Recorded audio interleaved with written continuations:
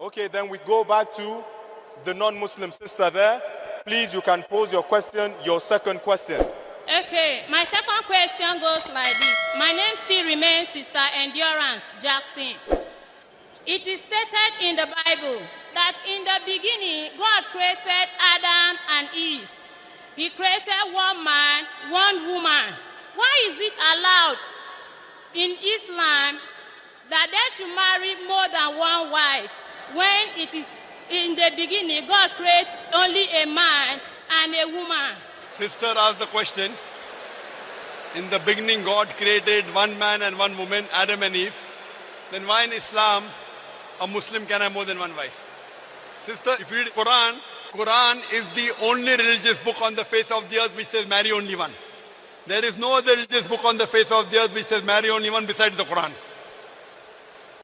If you read the Bible, if you read the Vedas, the Hindu scriptures, the Bhagavad Gita, the Jewish scriptures, nowhere does it say marry only one except the Quran.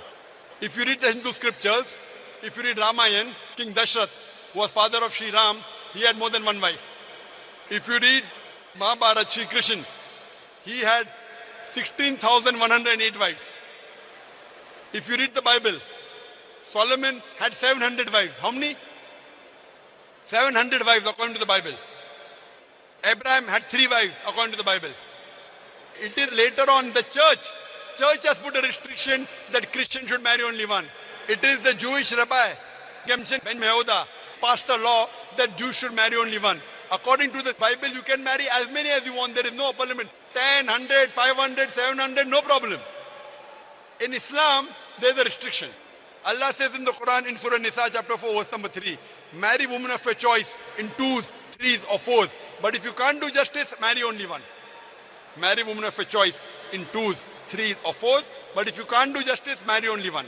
Why has Allah subhanahu wa ta'ala in Islam given permission for some men to have more than one wife? The reason is that by nature, if you analyze, male and female are born in equal proportion. But if you ask any pediatrician, any doctor of the children, he will tell you that the female child is the stronger sex as compared to the male child. The female child can fight the germs and diseases much better than the male child. So in the pediatric age itself, in the childhood itself, there are more deaths among the male children as compared to female children. As life goes on, there are deaths due to accidents, due to wars, due to alcoholism, due to drug addiction. There are more males dying as compared to females. So today in the world, there are more females as compared to males. The female longevity, the female lifespan is much more than the male lifespan. Today, in few countries, maybe in China or India, in few countries, the female population is less than the male population. And the reason is because of female infanticide and female feticide. In India, according to a BBC report, every year more than 1 million fetuses are being aborted after the identified that they are females. Out of every 10 females born in Tamil Nadu government hospitals, the report says 4 are put to death.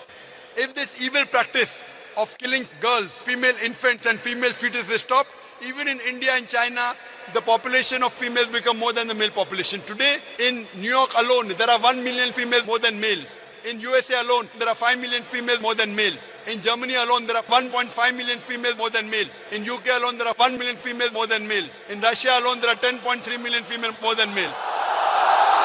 And God alone knows how many millions of females are more than males throughout the world. If I agree with you, sister, that one man should only marry one woman. At the time of Adam and Eve, there was one man and one woman. Today, it's not the case.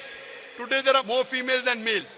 If I agree with you that one man should marry only one woman, and suppose your sister, or suppose you happen to live in America, or my sister happens to live in America, and if the market is saturated, every man has found a woman for himself, yet there will be 5 billion females in USA who will not find husband. The only option remaining for them is that they either marry a man who already has a wife or become public property. You say public property, such a harsh word. This is the most sophisticated word I can use, sister. There's no better word I can use. The only option is that you either marry a man who already has a wife or become public property. And any modest woman would say should prefer marrying a husband who already has a wife than become public property. Hope that answers the question, sister.